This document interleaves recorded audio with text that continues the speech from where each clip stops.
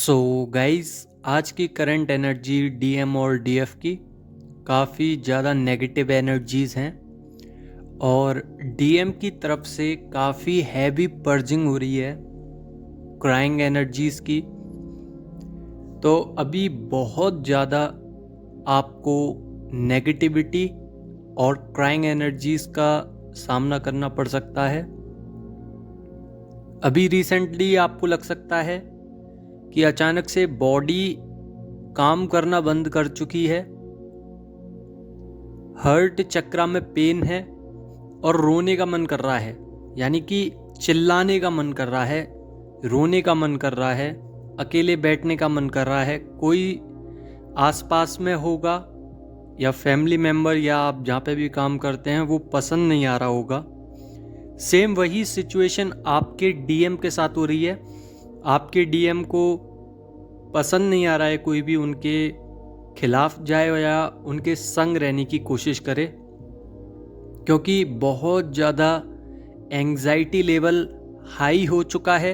सबके साथ रहना उनको पसंद नहीं है और मैट्रिक्स लाइफ उनको झूठी साबित होती जा रही है, झूठी लगती जा रही है, क्योंकि 3D पे वर्क चल रहा है। डीएम का सिखाया जा रहा है कि 3D पर और 5D पर क्या डिफरेंस है, और आप मैट्रिक्स लाइफ में जभी तक हो जब तक डीएफ अपने आप को प्रॉपर वे में हील ना कर ले। जब डीएफ हील हो जाती हैं तब डीएम की बारी होती है हील होने की। कुछ डीएफ पूछती हैं मुझसे कि मैं किसी पर्सन को या अपने डीएम को याद नहीं कर रही थी 2-3 सालों से, और अचानक से उनका मैसेज आता है। तो इसके पीछे एक लॉ काम करता है।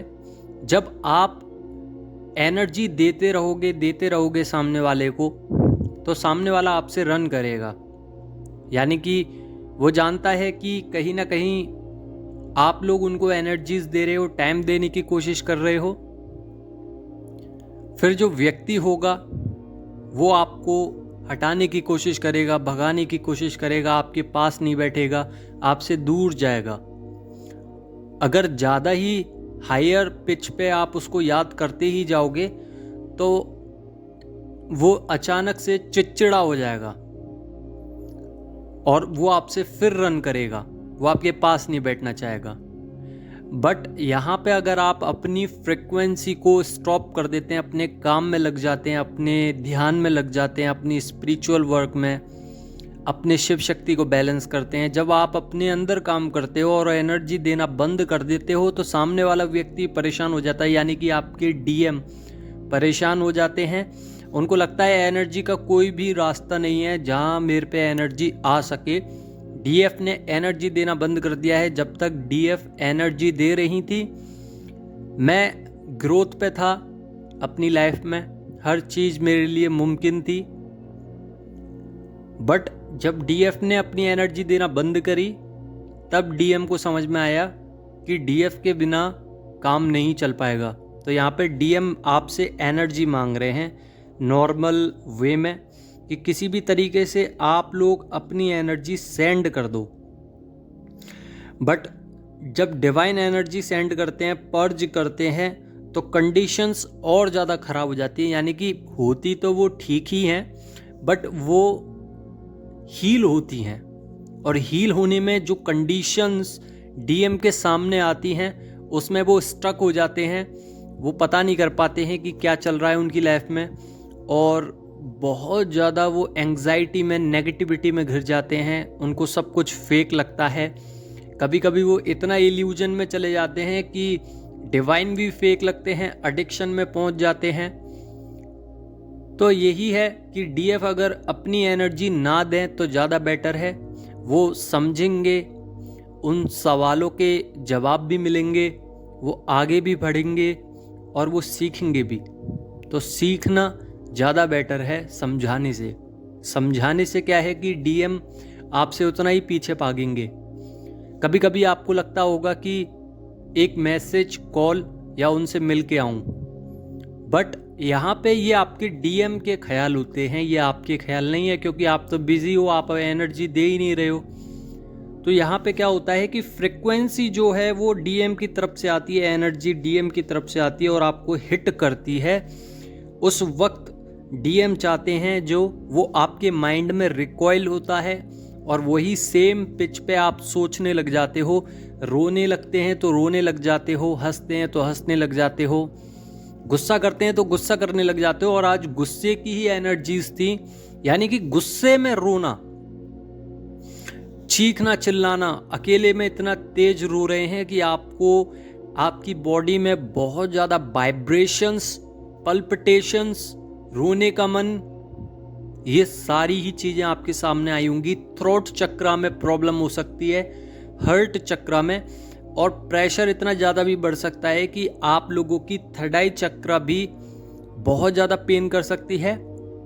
और रूट चक्रा सेक्सुअल एनर्जीज हैं, रोमांटिक एनर्जीज हैं, तो यहाँ पे भी आपको बहुत ज़्यादा नेगेटिविटी फील हो सकती है। और एनर्जी नीचे की तरफ आ रही है तो ऊपर ले जाने की कोशिश करें। बाकी का डीप पर्जिंग चल रही है, लॉस्ट एनर्जीज हैं, क्राइंग एनर्जीज हैं, अलोन एनर्जीज हैं, डीएम की तरफ से हैं, आपकी तरफ से नहीं है। बहुत ही ज़्यादा भावुक स्थिति में है, समझ नहीं आ रहा क्या करें। आगे बढ़ाते हैं कदम, कुछ करने की कोशिश करते हैं तो उनका पास्ट उनके सामने आ जाता है, या फिर कुछ ऐसी पैटर्न्स हैं। मान के चलिए कि आपकी डीएम को बताया गया है उनकी फैमिली में कि लव मैरिज नहीं करनी है, ये सोसाइटी के खिलाफ है, हमारे खिलाफ है, तो आपके डीएम उन पैटर्न्स पे जी रहे हैं।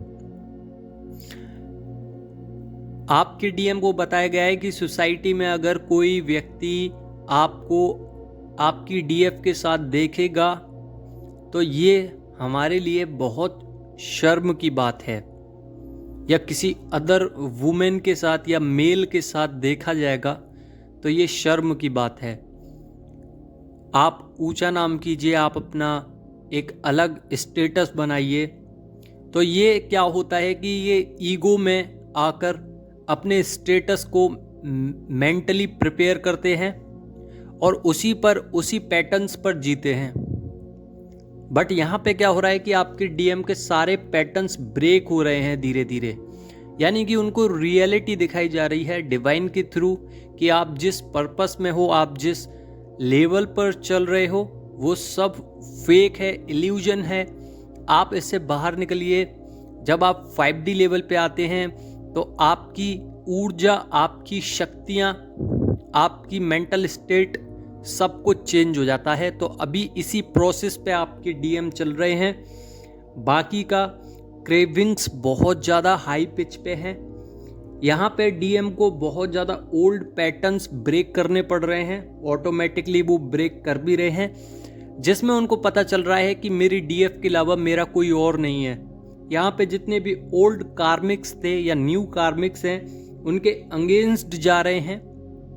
और जैसे जैसे फुल मून और न्यू मून आता है, उसमें डीएम को बहुत heavy purging, crying energies, alone energies और ज़्यादा फेस रिवील होते हैं, शैडो साइड बाहर निकलती है और फियर इश्यूज में पहुंच जाते हैं। ये उनके बाहर निकलने का एक तरीका होता है, उनको दर्शाया जाता है कि देखिए आपके अंदर कितनी कमियां हैं और कितना सब कुछ करना है आपको। अगर आपको अपनी लाइफ में आगे बढ़ना है, आपको हीलिंग करनी पड़ेगी, आपको अपनी लाइफ में सोल लेवल पर जाना पड़ेगा, अपना सोल वर्क पहचानना पड़ेगा। इसीलिए डिवाइन नोइंगली और अननोइंगली तरीके से काम करते हैं। या तो आप कर लीजिए, आप नहीं करवा रहे तो फिर मैं करूँगा, और जब मैं करूँगा तो आपको करना पड़ेगा। तो काफ़ी सारे चांसेस दिए गए हैं डिवाइन मैस्कुलाइन को, बट डिवाइन मैस्कुलाइन ईगो में आकर उन चांसेस को क्लियर तरीके से समझ नहीं पाते हैं, और जब समझ नहीं पाते हैं तो डिवाइन अपने तरीके से कराते हैं। यहाँ पे डीएम को सिंक्रोनिसिटीज हो रही हैं, काफ़ी कुछ नंबर, कलर्स, बर्ड्स, एनिमल्स, कोई पिक्चर, बार बार सीन वही दिखाया जा रहा है, कोई सॉन्ग के थ्रू वही चीज़ें दिखाई जा रही हैं जो आपके साथ पहले आपकी जो एक स्टेज आई थी जिसमें सेपरेशन हुआ था, उस स्टेज में आपको सिंक्रोनिसिटी हुआ करती थी स्टार्टिंग फेस में। तो वही फेस चालू हुआ है उनको सिंक्रोनोसिटीज़ हो रही हैं, इनर वर्क के बारे में बताया जा रहा है, ब्लॉकेजेस के बारे में बताया जा रहा है, स्पिरिचुअल वर्क के बारे में बताया जा रहा है, फियर इश्यूज से कैसे लड़ते हैं, अगेंस्ट कैसे जाते हैं सबके, उन सब पे वो काम कर रहे हैं। बट यहाँ पे मैं ये नहीं कहूँगा कि वो अभी स्टार्ट ही कर रहे हैं, उन्होंने बहुत कुछ किया भी है, आगे पहुँचे भी हैं। बट यहाँ पे क्या है कि कुछ कुछ चीज़ों में अटक जाते हैं, क्लियरिटी नहीं रहती है, माइंडसेट काम नहीं करता उनका, आना चाहते हैं बट आ नहीं पाते हैं। और डीएफ भी यहाँ पे ऐसी ही लग रही हैं कि अब आओ या ना आओ उनको कोई फ़र्क भी नहीं पड़ता है, क्योंकि वो डिवाइन की जो स्पिरिचुअल वर्क्स होते हैं उनमें लग चुकी हैं, अपने काम पर, अपने प्रोसेस पर ध्यान दे रही हैं, स्पिरिचुअल वर्क कर रही हैं और आगे बढ़ती जा रही हैं। अनकंडीशनल लव के साथ बढ़ें तो ज़्यादा बेटर है। बाकी की डीएफ की तरफ से लविंग एनर्जीज है और डीएम की अभी डीएफ साइड एक्टिवेट हुई है, डीएफ की डीएम साइड। तो यहाँ पे इक्वल कीजिए एनर्जीज को, शिव शक्ति को बैलेंस कीजिए, ताकि आप लोगों की लाइफ में कभी भी एनर्जीज जब शिफ्ट हो या फिर इमर्ज हो, मर्ज हो, तो उस समय पे आपकी कोई भी एनर्जीज कम नहीं होनी चाहिए, नहीं तो डीएम को दिक्कत होती है। और डीएम ये सब कुछ जानते ही नहीं है। बेसिकली होता क्या है कि जब आपकी सोल जब नीचे आती है तो डिसाइड किया जाता है कि कौन रनर बनेगा, कौन चेजर बनेगा। उस समय पे आप ही कहते हैं कि मैं चेजर बनूंगी या चेजर बनूंगा, तो आपको तो पता नहीं है। बट आपका जब कॉन्ट्रैक्ट हुआ था और जब आप नीचे आए थे सोल में, तो आपको पता था, बट आप जैसे जैसे बड़े हुए वैसे वैसे भूल गए। और आपकी नॉलेज के लिए बता दूं कि जब आप की जर्नी स्टार्ट होती है उससे 9 साल पहले ही आपको अनुभव होना चालू हो जाते हैं कि आपका कोई और पार्टनर है, किसी और की तलाश में आप लोग हो। तो 9 इयर्स अगो पहले ही आपको ये सब चीज़ें दिखाई जाती हैं डिवाइन के थ्रू, समझाया जाता है कि आप किधर भी भाग लीजिए, कितने भी रिलेशनशिप बना लीजिए, बट आपका कोई एक अपना इंतज़ार कर रहा है। तो यही एनर्जीज थी। बाकी का पेट में दर्द हो सकता है, लोअर बैक में, शोल्डर्स में, नेक में, हेड में, लेग्स में, एंकल में, इन सब जगह पे दर्द होगा, तो अपना ध्यान रखें। बाकी का वाटर इनटेक ज़्यादा लें, स्किन ड्राई पड़ती जा रही है, ग्लो ख़त्म हो रहा है। और मेडिटेशन कीजिए, चक्रा बैलेंस कीजिए, ऑरा क्लींजिंग कीजिए, ये तो रेगुलर बेसिस पे करना ही है आपको। अभी इस समय पे बिग रियूनियन हो रहे हैं, होते ही जा रहे हैं, तो अपना ख्याल रखिए और रियूनियन पे ध्यान मत दीजिए, अपने कर्मों पे ध्यान दीजिए। बाकी का पॉजिटिव सोचिए और ज़्यादातर गुड कर्मास के बारे में सोचिए। और डीएम की तरफ से अभी बैड कर्मास को बैलेंस किया जा रहा है, ताकि जब आपके और उनके कर्मास को बैलेंस कर लोगे, जब डिवाइन बैलेंस करेंगे, तो उसके बाद एक और इमर्ज एनर्जी आएगी जिसमें आपकी एनर्जी इमर्ज होगी। उसके बाद रियूनियन है डायरेक्ट। हो सकता है ये रियूनियन आपको 5D लेवल पर मिले, उसके बाद 3D पे मिलेगा। ज़्यादातर कंडीशंस में ऐसा ही होता है। बाकी के सबके फैक्टर अलग अलग होते हैं, किसी को 3D रियूनियन मिलता है, किसी को 5D। अगर मेरी बात की जाए तो मुझे 5D रियूनियन मिला, जिसमें मैं खुश हूँ और मुझे कोई इच्छा भी नहीं है कि मेरा डिवाइन मैस्कुलाइन अब आए। बाकी का डिवाइन मैस्कुलाइन पे निर्भर करता है कि वो 3D पे कब मिलेंगे। ऐसा मेरे मन में कोई विचार भी नहीं है आने का, आए और मुझे कुछ बोलें। बाकी का आप लोग अपने लिए देख लेना कि आप लोग क्या चाहते हो, आपकी कहाँ तक क्षमता है। तो यही थी आज की वीडियो। आई होप आप लोगों को समझ में आ गया होगा। अगर समझ में आ गया हो तो लाइक ज़रूर कर देना। धन्यवाद।